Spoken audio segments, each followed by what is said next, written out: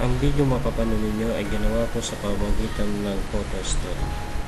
At sa video ito ay papakita ko sa inyo ang paraan ng pagmamarkot. Ano nga ba ang pagmamarkot?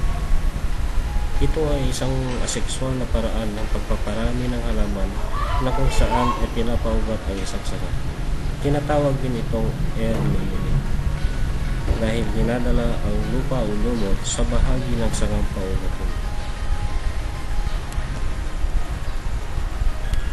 Ito yung mga kagamitan sa pagmamarkot.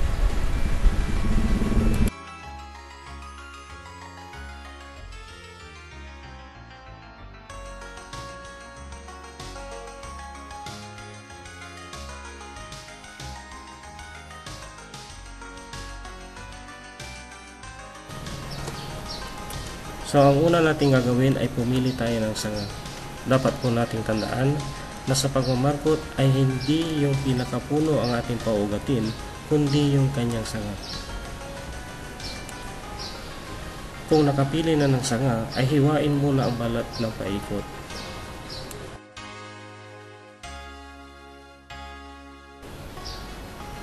Sa pamamagitan ng isang tali, sukatin ang circumference para malaman kung gaano kataba ang sanga.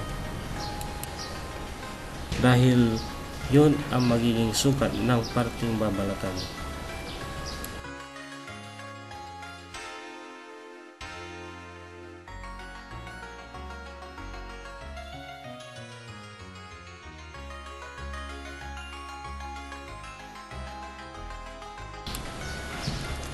Pagkatapos masukat o makuha ang sukat, hiwain ng pahalang ang balat sa pagitan ng dalawang sinugatan. At unti-unting tuklakin ang balat sa pamamagitan ng kuko.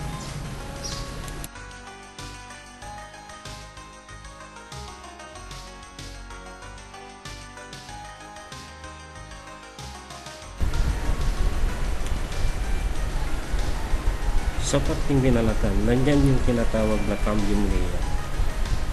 Ito yung parte ng halaman na nasa pagitan ng balat at kahoy. Malalaman natin yan sa pamamagitan ng pagkapa dahil ito ay madulas.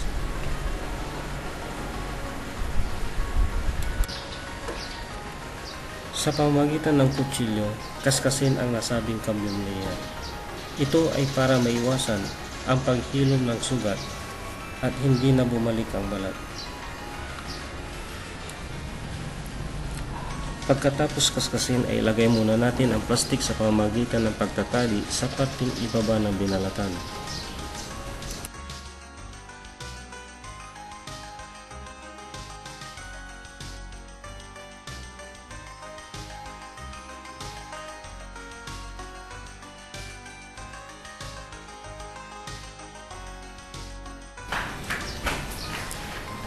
Pagkatapos may tali ay balik na rin natin ang plastic para mailagay na natin ang lumot o yung tinatawag na sphagnum moss.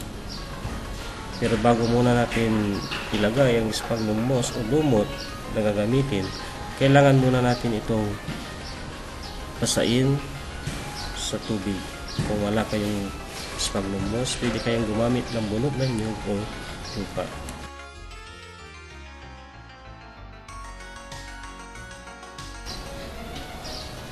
At saka natin unti-unting ilagay ang lumot doon sa loob ng plastic.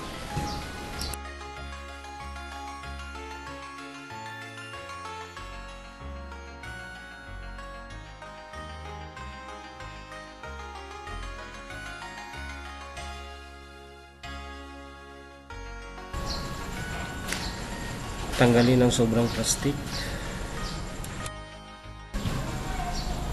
at butasan sa parting itaas para makapasok ang tubig kapag ito ay ating dinidilingan. Ito na yung finished product natin sa pagmamarkot. Mga 3 linggo o 1 buwan ay magkakaroon na ito ng ugat. At pwede natin itong putulin sa baba at ilipat pa nila.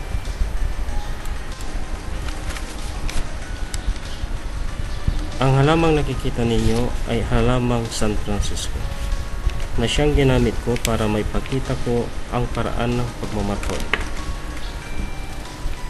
iisang puno lang siya, ngunit kung mapapansin ninyo, mayroon siyang tatlong iba't ibang klase ng dahon. Ito ang ipapakita ko sa inyo sa susunod na video na aking gagawin gamit ang photo story. Isa din itong asexual na paraan ng pagpaparami ng halaman na tinatawag na grafting o pagsusumpong. Salamat sa panunood at sana ay nagustuhan ninyo ang kauna-unahang video na aking ginawa.